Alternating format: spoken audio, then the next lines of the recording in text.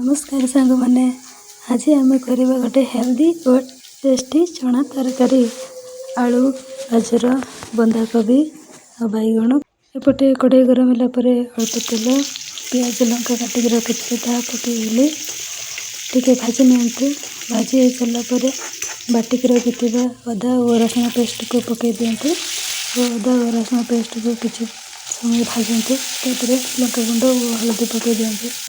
एबे अल्प पानी देदेबा और पानी देला परे चना को पकईदेबा चना को 2-3 मिनट भाजीदेबा 2-3 मिनट भाजी देला परे एबे काटी रखिथिबा आलू बैगण गाजर को पकई नबा और एमती 2-3 मिनट चोटी मारी लुण अल्प दे जहाँ आप पाखे गुंड मसला थी ता पकई ने जीरा और धनिया गुंड पकई देछि 2 मिनट या भल चटुरे घाटी दिंतु और पानी पकई दिंतु 10-15 मिनट पर घोड़े दिंतु सिझापी 10-15 मिनट पर घोड़नी काढ़ी देखु परिबा आमर सब सिझी जाइए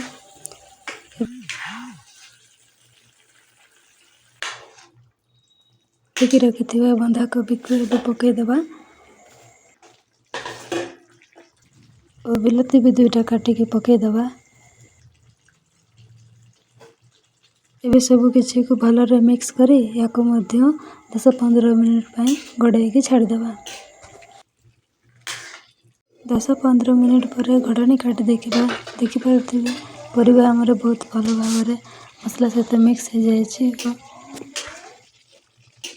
देखंतु एबे आमर बहुत सुंदर चना तरकारी खाइबा प्रस्तुत हो जाए